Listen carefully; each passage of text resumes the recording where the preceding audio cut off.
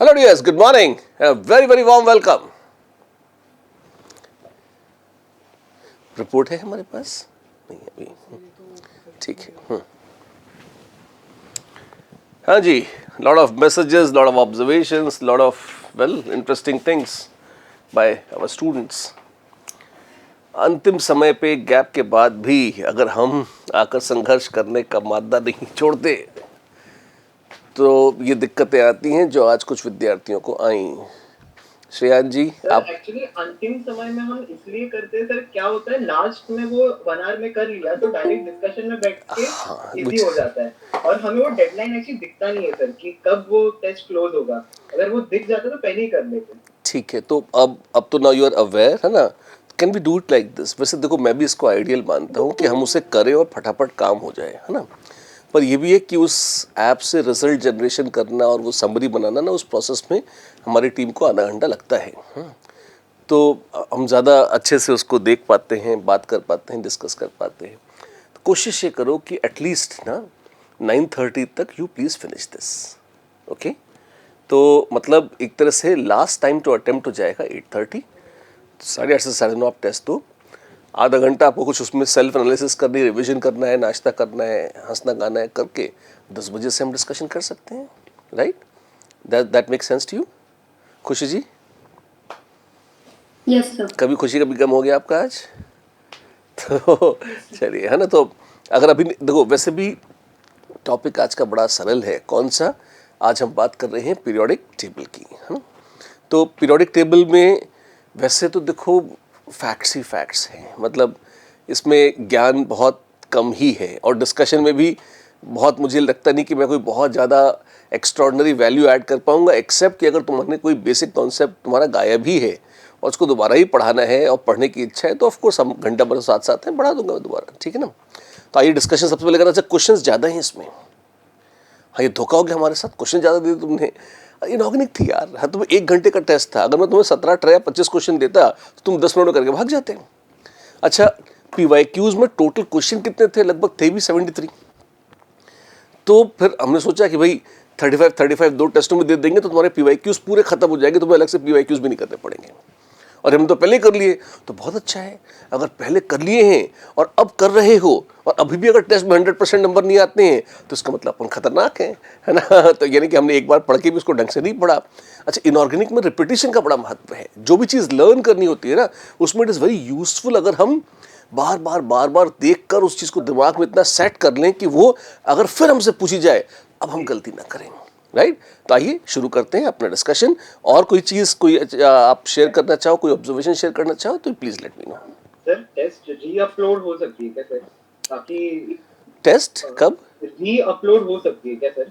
ये वाला टेस्ट? हाँ, टेस्ट जिनका हो नहीं कर पाए सर वो हम अभी दे देंगे, फिर बाद में रिकॉर्डिंग देख के हम अपना डाउट क्लियर कर देंगे. वैसे कुछ हो सकता है तो मैं कर सकता हूँ. मैं ये भी कर सकता हूँ अगर तुम चाहो तो. डिस्कशन के लिए मैं अभी रुक सकता हूँ. अगर तुम 1 घंटा भी टेस्ट देना चाहो तो उसके बाद कर लूँगा. लेकिन फिर बाकी लोग जो अटके हुए हैं फिर वो ज़रूर अटक जाएंगे. फिर उनको लगेगा कि हम लटक गए, है ना. ठीक है, टेस्ट तो री-अपलोड करवा दूंगा मैं. वो मेरे लिए मुश्किल काम नहीं है. ठीक. चलो, the discussion begins then. Question number 1, 2, 3, 4, 5, 6, 7, 8,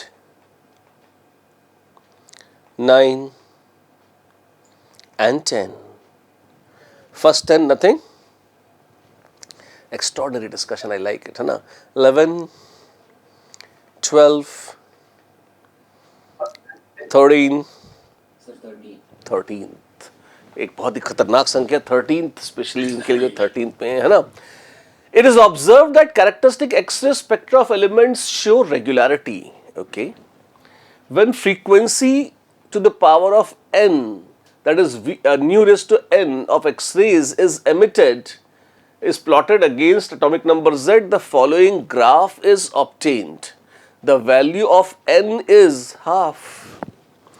ये अनफॉर्चुनेटली एक ये मोज़ेलेस एक्सपेरिमेंट था Moseley was a wonderful scientist who unfortunately died very young.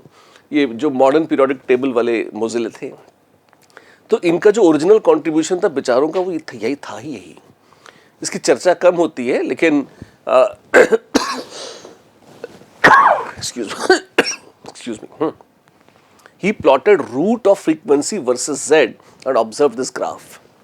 अब उससे उन्होंने जो कंक्लूजन वगैरह निकाले, दुर्भाग्य से वो हमारे सिलेबस का हिस्सा नहीं है, लेकिन हाँ, ये एक सेंटेंस एनसीईआरटी जरूर मेंशन करता है कि मोज़ेले ने ये काम किया था चलते फिरते, है ना। वो इसकी कोई बात नहीं करते कि वो एक्सरेज का क्या महत्व है, इसमें क्या करती हैं, क्यों वो रूट ऑफ फ्रीक्वेंसी आती है। दे से nothing but just they say that and run away. वो हिट एंड रन वाला जो क्लासिक एनसीईआरटी स्टाइल है। तो हाँ, ये एक अच्छा फैक्ट है, और अगर आपको ये पता होगा तो it is useful, no doubt. This is Moseley's experimental observation which he did. Is it fine? But I'm sorry, but it's just a fact. 14th, 15th, 16th, 17th. 17. Oh, 17.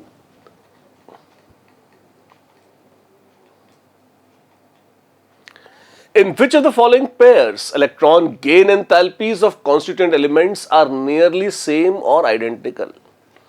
Electron gain enthalpy उनकी लगभग same है। किसमें, किन किन pairs में, ऐसा पूछ रहे हैं। Rubidium and caesium.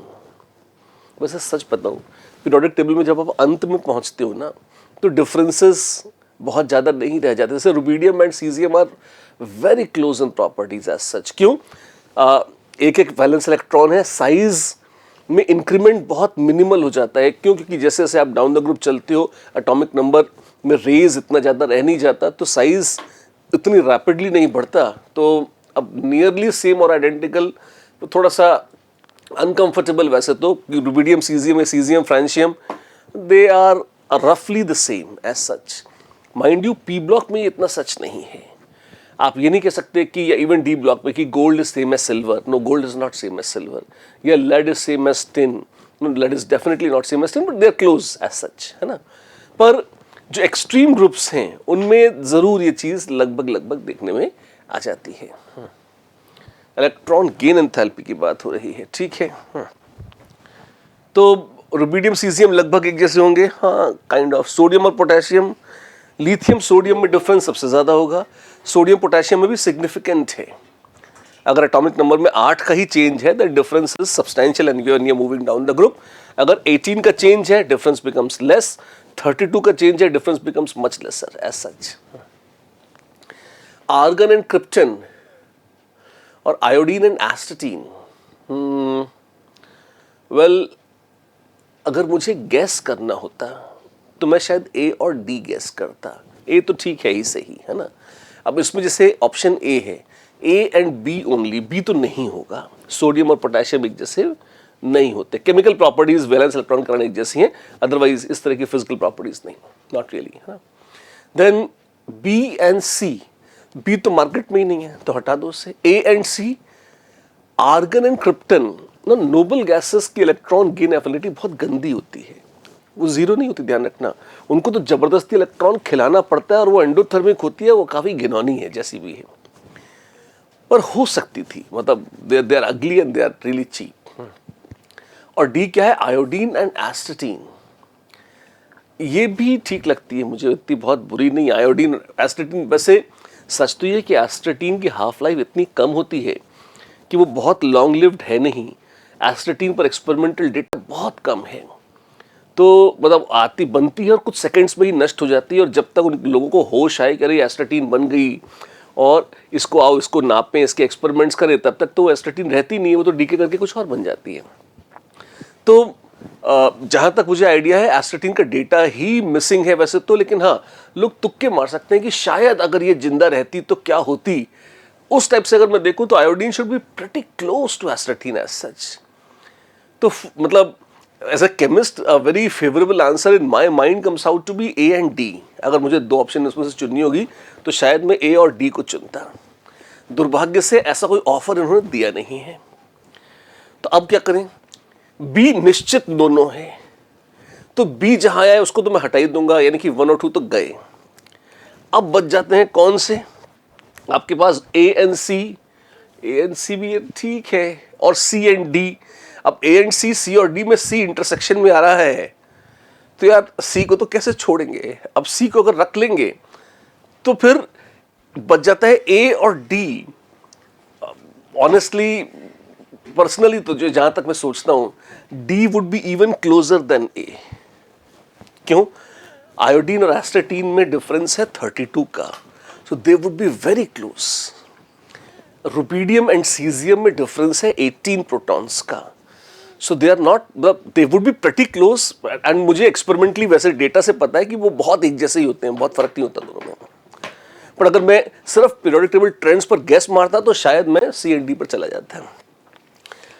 अब इन्होंने तो आंसर जो जेई ने दे रखा था वो तो 3 था, मतलब they went for A and C, which is acceptable, मतलब वो बुरा तो नहीं ही है।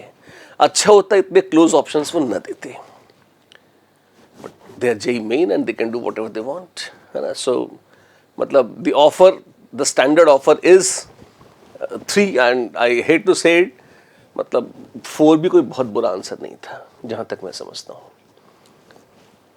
हम क्या करें, एग्जाम में आ जाएगा तो हम क्या करेंगे।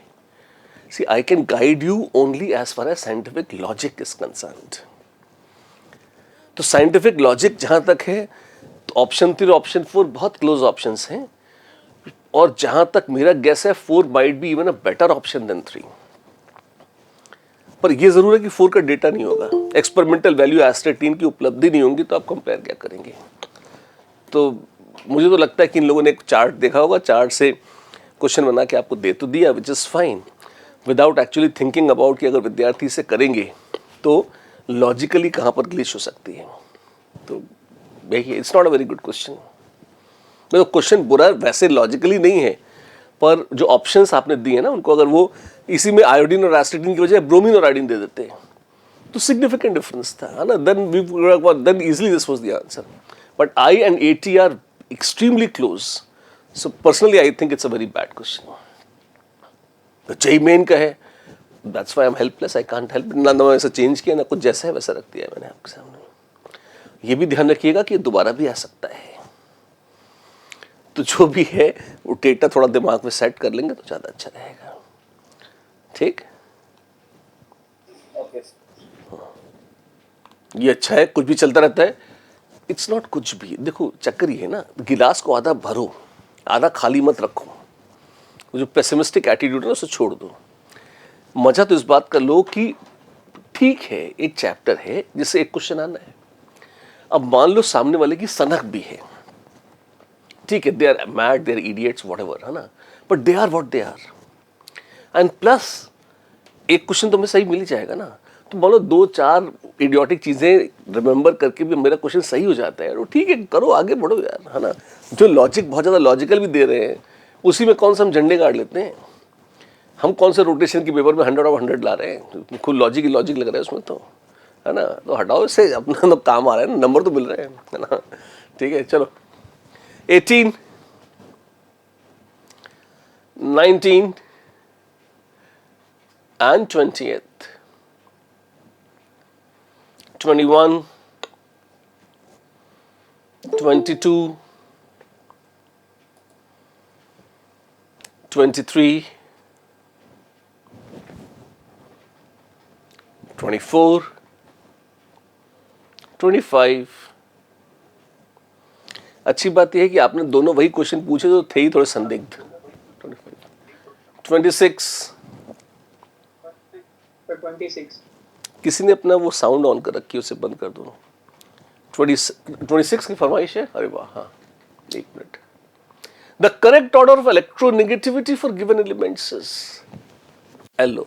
इलेक्ट्रोनेगेटिविटी का ऑर्डर पूछा है, तो टॉप वाले तो कुछ याद नहीं है, फंगल BRIS। अब उसमें देखो astatine more than bromine, down the group तो इलेक्ट्रोनेगेटिविटी कम हो जाती है इन जनरल, और एक्सट्रीम पीरियड्स में तो बिल्कुल होती है, बीच में एक जगह घपला होता है, बोरॉन फैमिली अलग है, अदरवाइज तो नहीं होता।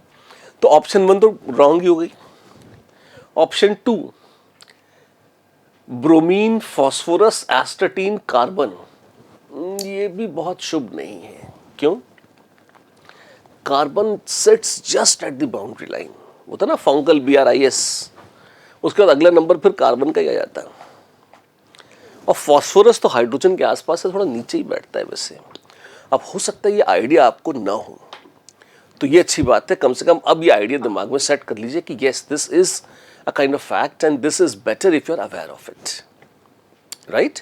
तो उस दृष्टि से आपका सेकंड भी एलिमिनेट होगा। जैसे कार्बन फॉस्फोरस से नीचे नहीं आएगा, फॉस्फोरस आर्सेनिक आसपास है, एंटीमनी थोड़ा नीचे है, and phosphorus is close to hydrogen.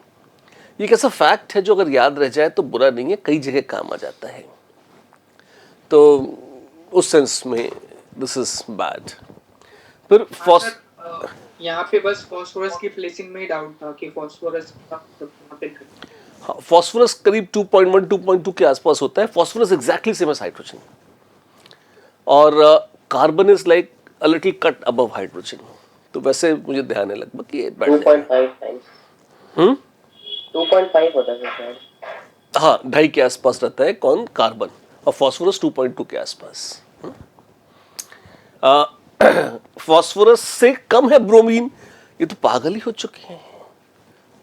महान ब्रोमीन, वो तो फंगल BRIS में तो टॉप 7 में थी, वो थोड़ी आएगी। तो सी इज एब्सर्ड।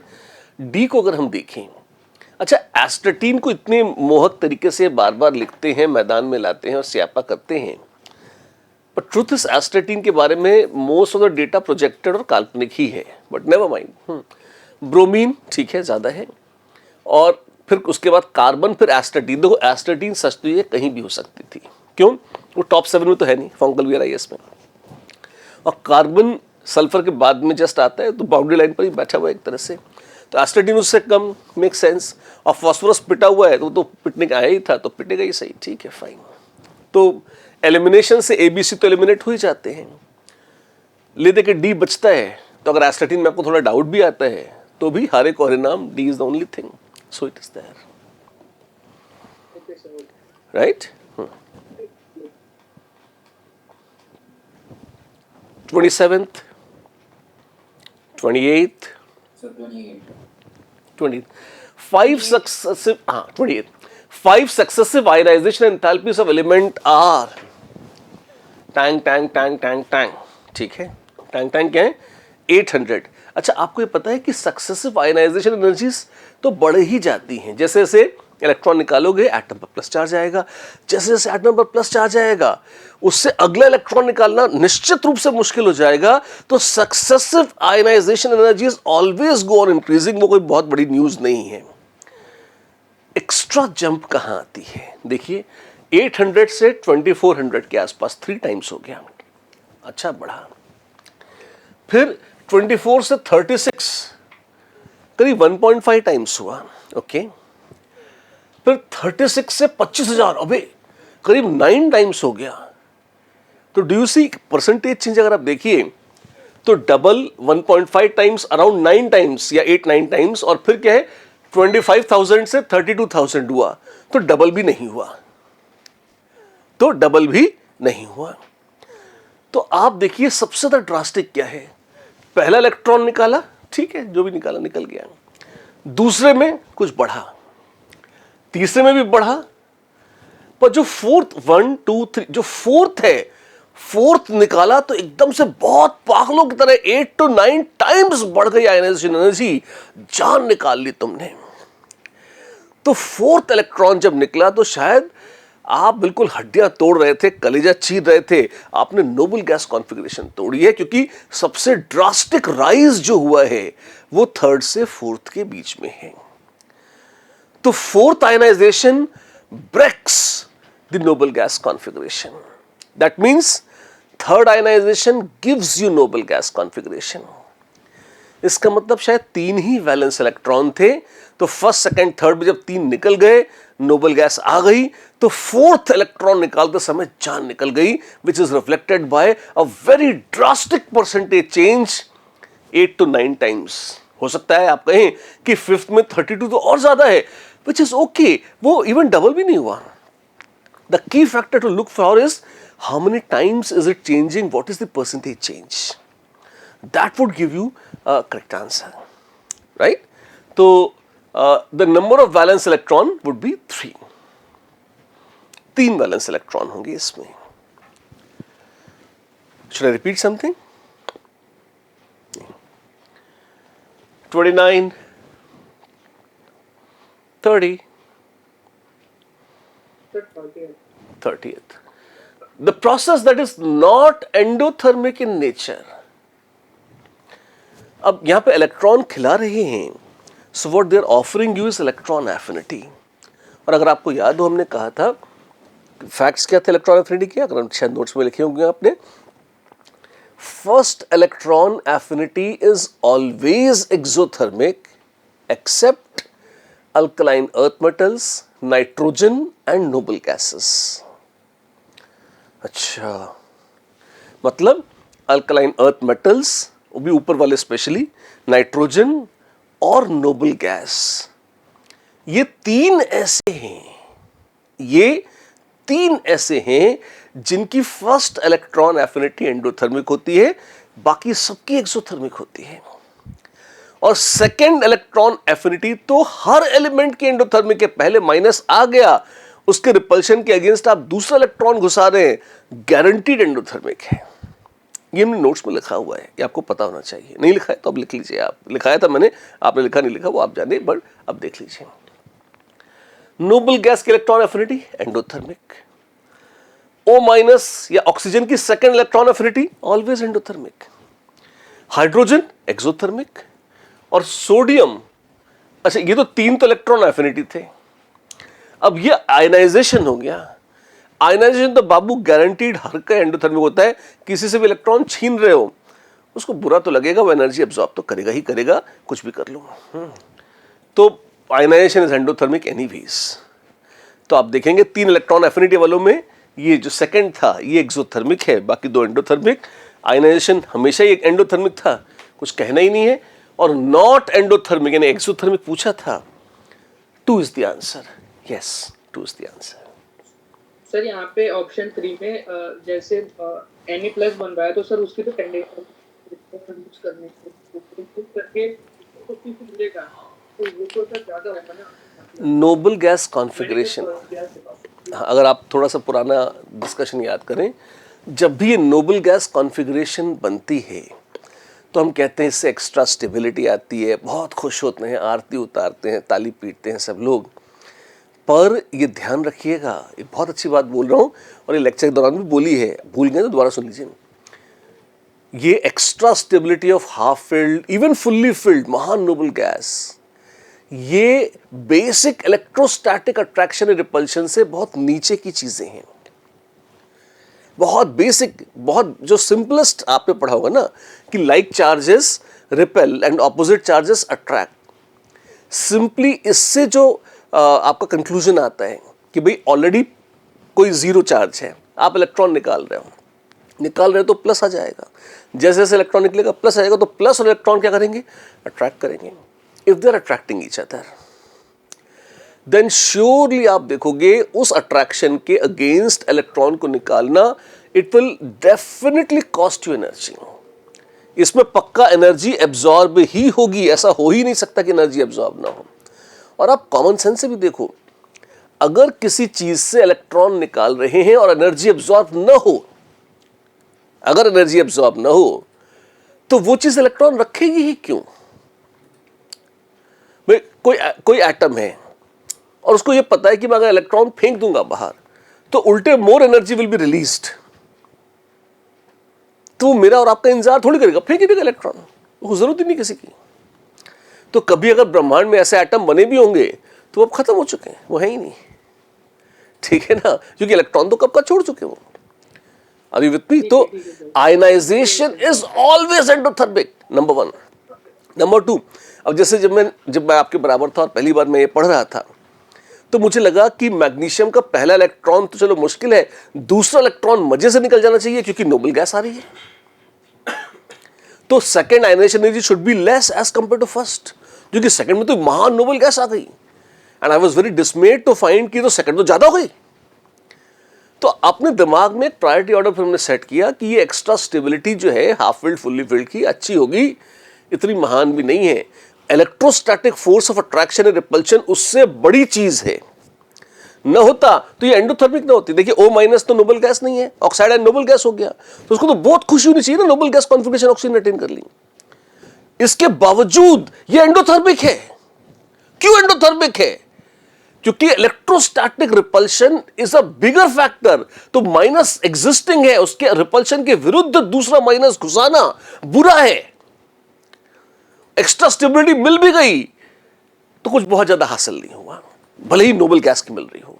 अब ये एक ऑर्डर ऐसा है जो अगर ये प्रायोरिटी ऑर्डर अगर आप अपने दिमाग में सेट नहीं किया हुआ है तो आप कंफ्यूज रहेंगे।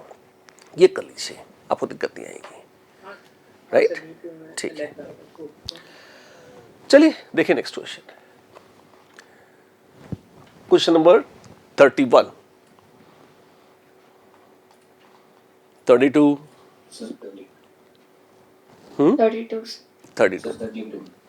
The statement that is incorrect about interstitial compounds is, अब ये इंटरस्टिशियल कंपाउंड्स क्या होते हैं? नाम सुना है कभी आपने? आप कोई तुक्का मार सकते हैं क्या हो सकते हैं ये? इंटरस्टिशियल क्या होता है?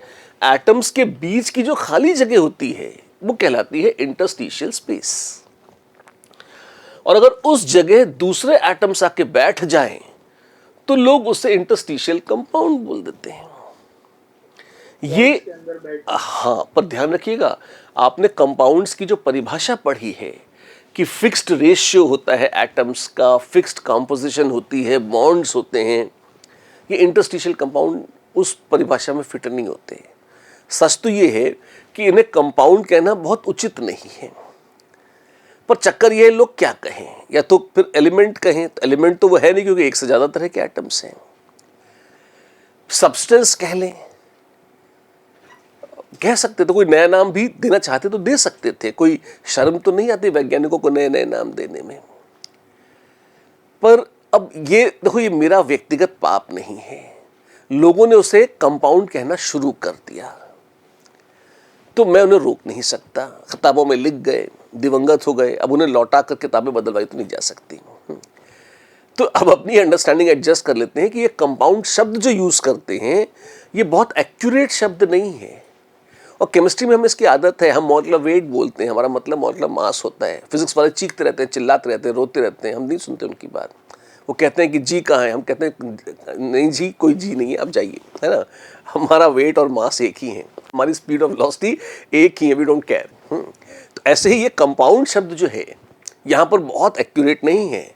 लेकिन जैसे आपने देखा होगा ना, पिग आयरन सुना होगा, स्टील सुनी होगी आपने। पिग आयरन क्या होता है? जब आप लोहा बनाते हैं तो आयरन में थोड़ा बहुत कार्बन छूट जाता है, तो आयरन के एटम्स के बीच की जो जगह है वहां थोड़े बहुत कार्बन के पार्टिकल्स रह जाते हैं। वो क्या है? वो भी एक इंटरस्टिशियल कंपाउंड है। अच्छा, और भी कुछ होता है? हाँ, बहुत कुछ हो सकता है। बोरॉन है जैसे, या कार्बन है। कार्बन में ग्रेफाइट लेयर्स देखी होंगी आपने। उन लेयर्स के बीच में अगर आप बोरॉन के या नाइट्रोजन के या हैलोजन के एटम्स घुसा दें, सेकेंड पीरियड के छोटे छोटे एटम्स प्रवेश कर जाते हैं। हाँ, तो वो भी वो तो बकायदा उनका एक ऑफिशियल नाम है, लोगों ने इंटरकैलेशन कंपाउंड्स बोलते हैं।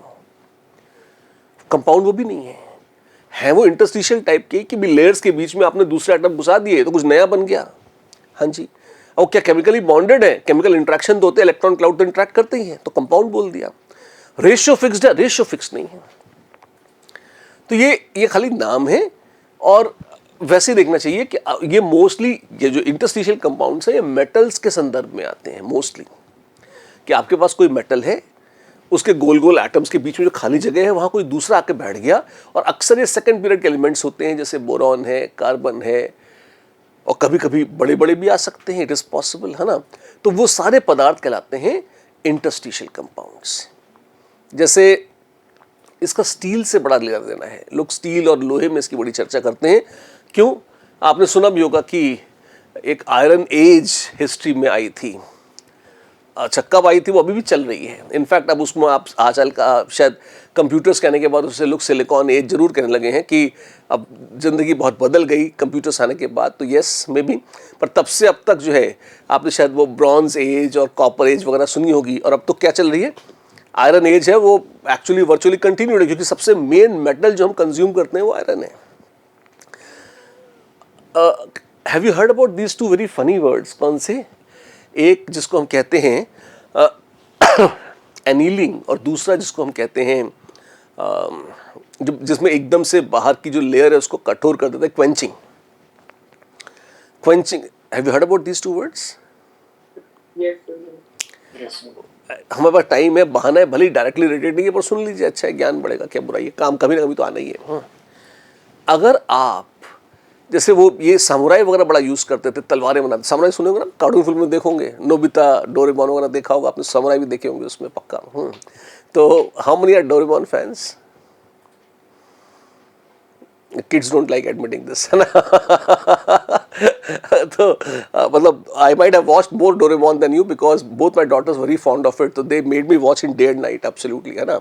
सो I remember most of the Doraemon stories, and truth is तब ठीक ही था, शुरू में तो I found it very revolting, लेकिन फिर आदत पड़ गई मेरी, मुझे अच्छा भी लगने लगा। तो खैर, है ना? तो सामुराई लोग जो है क्या करते थे, वो उनकी तलवारें बड़ी खास मानी जाती थी कि तलवार अच्छी होती है, मारपीट करते हैं, सिर काट देते हैं। अच्छा, तलवार क्या आपको लगता है कि किसकी थी, गोल्ड की या आयरन की? आयरन। आयरन, गोल्ड तो कट जाएगा, गोल्ड तो सॉफ्ट होता है। हाँ, वो आप उसके गहने पहन लो, लेकिन अगर आप उसकी तलवार काटोगे तो वो कोई कटेगा ही नहीं शायद, या कट भी जाएगा तो लोहे की तलवार से आराम से गोल्ड कट जाएगा, तो इट्स यूजलेस, है ना? You need something very tough. अच्छा, जब आप लड़ रहे हैं तो तलवार आपकी मजबूत होनी चाहिए। सबसे मजबूत मेटल जो पुराने लोगों के पास था, अब प्लैटिनम इरिडियम तो उनके पास होता नहीं था, लेकिन एक आयरन था। अब आयरन में भी वो क्या करते थे, सारे आयरन की प्रोसेसिंग अगर एक जैसी करी जाए तो अलग बात है, पर अलग अलग प्रोसेसिंग से आयरन को कठोर भी बनाया जा सकता है। तो जैसे आयरन के क्रिस्टल स्ट्रक्चर में बीच बीच में कार्बन के पार्टिकल्स या कुछ और इंट्रोड्यूस करते हैं हम, तो आप देखते हैं उससे वो आयरन काफी ब्रिटल लेकिन बहुत कठोर हो जाता है। क्यों? इंटरस्टिशियल स्पेसेस में अगर मान लो कार्बन के एटम्स आ गए तो लेयर्स अब एक दूसरे के ऊपर स्लिप नहीं कर सकती। अब ऐसा मेटल उतना मैलिएबल और डक्टाइल नहीं रहता, इट बिकम्स हार्डर। तो if you are actually out on a killing spree तो ज्यादा कठोर मेटल यूजफुल है, क्योंकि अच्छे से वो दूसरों को काट सकता है, ठीक है, पर उसकी एक प्रॉब्लम है, वो ब्रिटल भी हो सकता है। तो आपने जैसे दो तलवारें टकराई, खटाक, है ना? अब एक तलवार थोड़ी सॉफ्ट है, दूसरी हार्ड है, तो जिसकी हार्ड तलवार है वो सॉफ्ट वाली को काट सकती है। अब एक बार तलवार कटी तो अगली बार आप कटेंगे, बिल्कुल, ये तो बहुत खतरनाक बात है, जिंदगी और मौत का सवाल है। अब तो लोगों ने कहा कि तलवारें कठोर होनी चाहिए, तो उन्होंने क्या किया, उसमें कार्बन वार्बन मिला के तलवारें खूब कठोर बना ली। अब प्रॉब्लम उससे ये हुई कि वो ब्रिटल हो गई। तो आपने तलवार के मारपीट चले, टैक टैक टैक टैक, और वो कहीं और टकरा गई इस तरीके से कि किसी हार्ड सरफेस पे और टकरा गई, पत्थर पे टकरा गई, कुछ हो गया, टूट गई, क्योंकि ब्रिटल हो गई थी, टेंसाइल स्ट्रेंथ नहीं थी। तो ये इश्यूज आते हैं किसमें, जब आप इस तरह के इंटरस्टिशियल कंपाउंड्स बनाते हैं। अगर मेटल्स में इंटरस्टिशियल कंपाउंड बना लिए जाएं तो मेटल्स की जो इलास्टिसिटी है या मेटल्स का जो मैलिएबिलिटी और डक्टिलिटी है वो घट जाती है, यस, वो और कठोर हो जाते हैं, यस। तो अच्छी बात यह है कि हार्डनेस बढ़ जाती है, बुरी बात यह है कि वो इस तरह से ब्रिटल ज़्यादा हो जाते हैं। तो सामुराइज ने बड़ा अच्छा तरीका इसका निकाला था। वो क्या करते थे, जो अंदर की तलवार है ना उसको तो वो बड़ा अच्छा और सॉफ्ट रखते थे ताकि उसकी इलास्टिक स्ट्रेंथ अच्छी रहे, टूटे नहीं आराम से। और जो उसके बाहर की एक लेयर है, जैसे जब पूरी तलवार भुन जाती थी तो उसको गरम गरम कोयले की भट्टी में दबा देते थे करीब 2-3 वीक्स के लिए। प्लीज नोट, सॉलिड एटम्स जल्दी मूव नहीं करते, पर बाहर की मे बी 1 माइक्रोन या 5-7-10 माइक्रोन की जो लेयर थी उसमें कार्बन के एटम्स घुस जाते थे, तो उसकी जो आउटर सरफेस थी वो बहुत हार्ड हो जाती थी। तो आउटर सरफेस ये इंटरकैलेशन कंपाउंड्स या इंटरस्टिशियल कंपाउंड्स बन गए, हार्ड हो गई, अंदर प्योर आयरन है जो कि मजबूत है। तो नॉर्मली आप किसी को काट रहे हैं, कुछ कर रहे हैं, तो आउटर सरफेस ही मैटर करती है, और अंदर से वो मजबूत है, फ्लेक्सिबल है, मैलिएबल है, और इतने आराम से झटके से टूटेगी भी नहीं। तो they had best of both the worlds कि आपके पास you have something which is very solid, very hard at the same time, which does not break also very easily, brittle भी नहीं रह गई। खैर ये सब तो कहानियाँ थी। अच्छा, इसमें अगर आप गरम गरम मेटल को एकदम से ठंडा कर दें तो ये प्रोसेस कहलाती है क्वेंचिंग। क्वेंचिंग से क्रिस्टल स्ट्रक्चर ढंग से नहीं बन पाता, तो अक्सर मटेरियल हार्ड हो जाता है, मेटल हार्ड हो जाता है और कठोर हो जाता है और ब्रिटल हो जाता है। और एनीलिंग मतलब आप किसी चीज़ को गर्म करो और धीरे धीरे धीरे धीरे ठंडा होने दो। तो जब स्लो कूलिंग होती है तो एटम्स खसक खसक कर अपनी एकदम बढ़िया क्रिस्टल स्ट्रक्चर अटेन कर लेते हैं। ऐसी चीज़ें थोड़ी सी सॉफ्ट होती हैं, क्रिस्टल स्ट्रक्चर्स वेल डिफाइंड होते हैं, क्रिस्टलाइन होते हैं। ये ज़्यादा मैलिएबल, ज़्यादा डक्टाइल और ज़्यादा मजबूत निकलती हैं, लेकिन हार्ड उतनी नहीं रह जाती। तो ये दो क्लासिक प्रोसेसेस हैं, कौन सी? क्वेंचिंग एंड एनीलिंग, जो मेटल्स के ट्रीटमेंट में काम आती हैं। यहाँ देखें क्या है, ये तो पेरिफेरल बकवास थी। अब ये देखें, incorrect about industrial A, they have very high melting points, कठोर हो जाते हैं। हाँ, तो मेल्टिंग पॉइंट्स भी बढ़ ही जाते हैं, ये भी सच है, बिल्कुल है ना। दे हैव मेटलिक कंडक्टिविटी, तो कंडक्टिविटी तो रहती है, मेटल्स हैं तो क्यों नहीं कंडक्ट करेंगे, बिल्कुल करेंगे। दे आर केमिकली रिएक्टिव, नहीं। जब इंटरस्टिशियल कंपाउंड्स बन जाते हैं तो कई बार, ध्यान रखना, कई बार, हमेशा की बात नहीं है, कई बार उनकी रिएक्टिविटी कम हो जाती है। वैसे तो इस पे भी डिपेंड करता है कि किसको रखा है तुमने इंटरस्टिशियल में। अगर तुमने बीच में सोडियम के एटम घुसा दिए हैं तो बहुत भयंकर रूप से रिएक्टिव हो जाएगा। पर प्रायः कोई सोडियम जैसी चीज़ें लाता नहीं है और न ही सोडियम इतने आराम से आयरन के साथ मिक्स होता है। लेकिन अगर बहुत षड्यंत्र पूर्वक करो तो ये सच है, इंटरस्टिशियल कंपाउंड्स में रिएक्टिविटी बढ़ाई भी जा सकती है, ये असंभव नहीं है। पर अक्सर लोग लूजली ये कह देते हैं कि यहाँ घट गई रिएक्टिविटी। क्यों? क्योंकि आपने जैसे मान लीजिए आयरन या आपने कार्बन, अक्सर कार्बन बोरॉन ही डाले जाते हैं। ये लोग के इलेक्ट्रॉन्स ले लेते हैं क्योंकि नॉन मेटल्स हैं। तो जब आयरन के इधर उधर घूमते हुए इलेक्ट्रॉन्स इन्होंने ले लिए तो इलेक्ट्रॉन्स की फ्री सप्लाई थोड़ी सी कम हो गई, तो लोग यही कह देते हैं कि इससे थोड़ी रिएक्टिविटी उसकी घट गई। And they are very hard, they are hard, yes, ठीक है। तो ये बहुत जेनरिक पॉइंट्स हैं, मतलब if you go and try to find exceptions, you can find exceptions in this, लेकिन मोटे मोटे तौर पर this is what is loosely said about interstitial compounds. Sorry, can I go ahead? 33, 34, 35।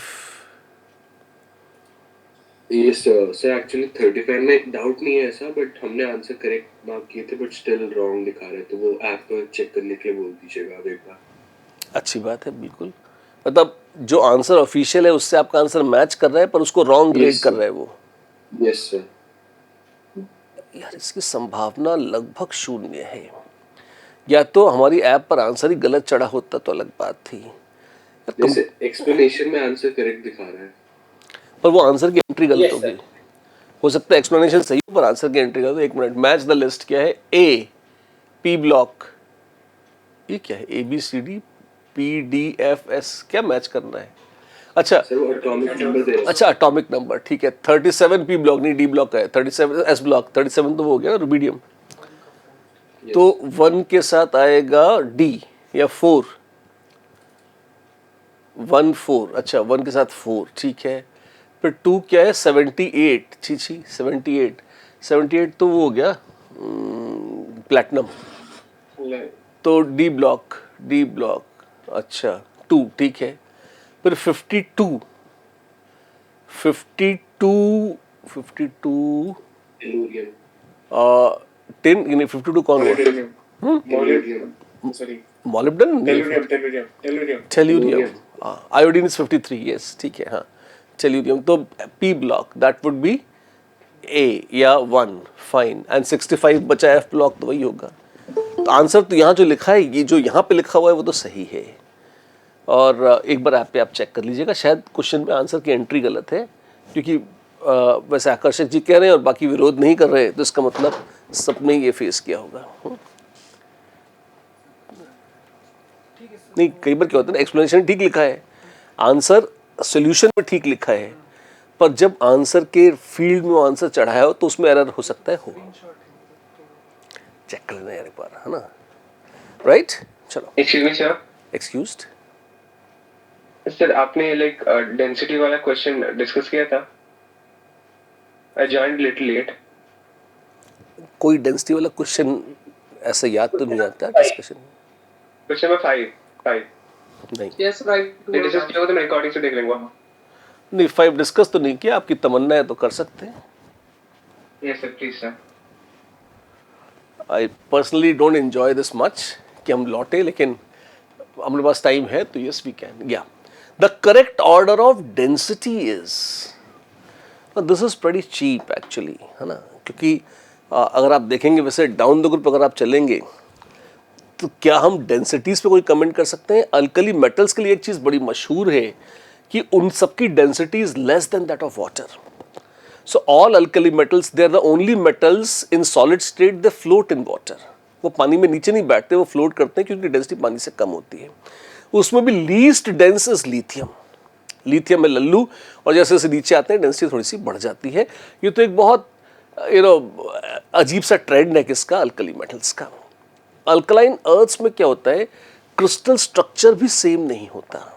Calcium has an abnormal crystal structure, coordination number भी उसका change होता है ना। तो आप पाते हैं जब आप ऊपर से नीचे आते हैं तो जो डेंसिटी का ट्रेंड है वो बहुत यूनिफॉर्म ट्रेंड नहीं आता किसमें, अल्कलाइन अर्थ मेटल्स में। ये पता कैसे चलता है, रट के। तो क्या हम बैठ के सारे ग्रुप ऑफ पीरियड में डेंसिटियां रटे ना? तो क्या करें? मान लो कि जो ये पूछ रहा है वो पागल हो चुका है, तो एनटीए पूछता है, तो एनटीए में बुद्धि होती तो बात ही क्या थी। नकल करके दो से छाप देते हैं कुछ भी, है ना। तो और मैं ये इसलिए कह रहा हूं क्यों, क्योंकि जैसे ये है, हाँ ठीक है जो है। अब स्ट्रॉन्शियम एबनॉर्मली ज़्यादा हो गया, बेरिलियम, तो जिस तरीके से आप देखें, अब इसमें डाउन द ग्रुप टिपिकली आप देख सकते हो डेंसिटी क्या हमेशा बढ़ जाती है, कोई ट्रेंड नहीं है जो है उस टाइप का है। तो यदि आप एनसीईआरटी से ये डेटा रट सको, इस तरह के सारे टेबल्स रट सको और गूगल बन जाओ खुद ही, आपका स्वागत है, आप कर सकते हो। और ना करें तो छोड़ दो ऐसे क्वेश्चंस, क्या उपाय है इसका? दोनों ऑप्शन है, एनसीईआरटी के सारे टेबल घोट लो या दो, जो प्रायः विद्यार्थियों के लिए बहुत सुख का अनुभव नहीं होता। I really doubt whether you have energy and time for this, otherwise just let them go to hell. Right, तो पीरियोडिक टेबल के लाइक कोई भी ऐसा टेबल नहीं था जिसमें डेंसिटी के बारे में बताया गया हो, डेंसिटी ऑर्डर के बारे में? पुरानी एनसीईआरटी देख लो, दौरा ये शुद्ध एनसीईआरटी से पढ़ा हुआ है, नहीं ये प्योर एनसीईआरटी बेस्ड सनक है और कुछ नहीं है। ठीक है, वो मोज़लेस डायग्राम और ऑल दैट, ठीक है ना। चलो सर 13th आपने डिस्कस किया है क्या सर प्लीज? सी ये होता है जिस this is opening Pandora's box, है ना। No sir I just joined a bit late. हाँ, तो लोग आराम से आते हैं, टहलते हुए आते हैं, पूरा डिस्कशन खत्म हो जाता है, उसके बाद वो उसे रीस्टार्ट कर देते हैं। मैं इसीलिए बचता हूँ ऐसे काम करने से। सर 13 डिस्कस हो गया, वो रिकॉर्डिंग में आ जाएगा, वो ग्राफ वाला था। अच्छा, थैंक यू आकर्षक जी, गॉड ब्लेस यू, वो आ जाएगा। Adarsh, that's it. चलिए, have a nice day, have fun, will meet tomorrow for a little more advance questions. That's it, bye bye, have a good time. Excuse me sir. Yes, excuse. Class right 12th वाला? हाँ, अब तो classes शुरू होंगी, कभी तो हम चालू करेंगे। इसलिए आप कल मिलते हैं, तो इसलिए कल मतलब डिस्कशन के लिए कल मिलते हैं, ये आरबीसी के लिए कल मिलते हैं, राइट। बाकी तुम मिलेंगे जब मिलेंगे। चलो, बाय बाय।